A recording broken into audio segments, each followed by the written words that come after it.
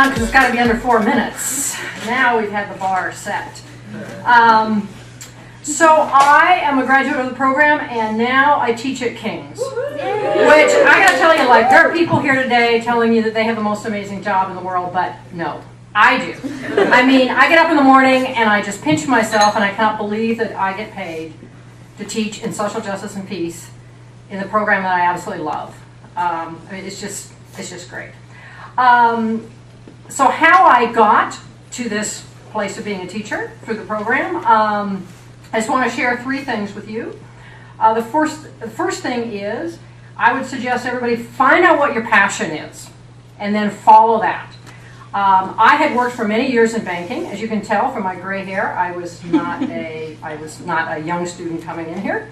But I'd been really disillusioned by that, and I wanted to find a model where money could empower people. And here in the Social Justice and Peace Studies program, I became really interested in microcredit.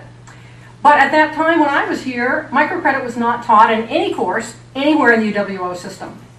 But I found encouragement, and I found the space in the program to study that. Specifically, Bernie, and you've heard the name of Joan Mason Grant, they gave me a lot of leeway to study what was my passion through independent study courses. Experiential learning played a really big role in that. I didn't go on any of the organized trips, but I did independent studies. I was able to go to Haiti with a Canadian NGO that was launching a microcredit program. And I also went to India as an intern with a Catholic diocese that was doing microcredit there. The second thing that I took away from the program is that it's really important here as a student to make all the contacts you can.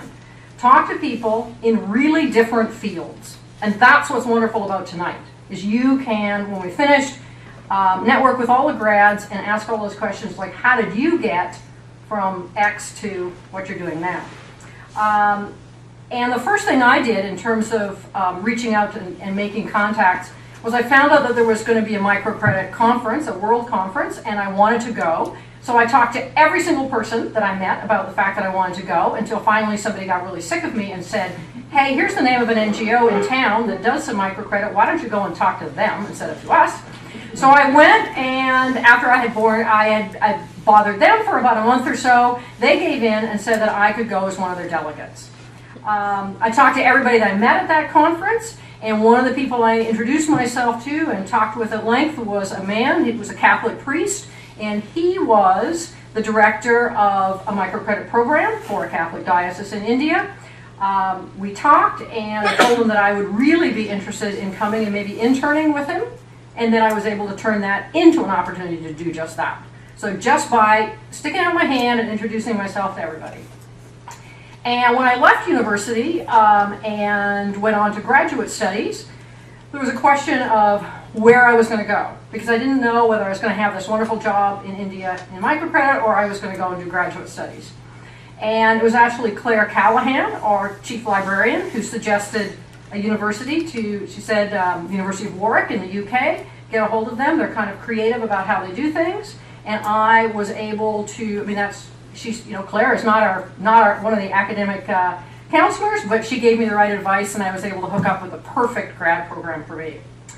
And the last thing I would say is, don't overplan.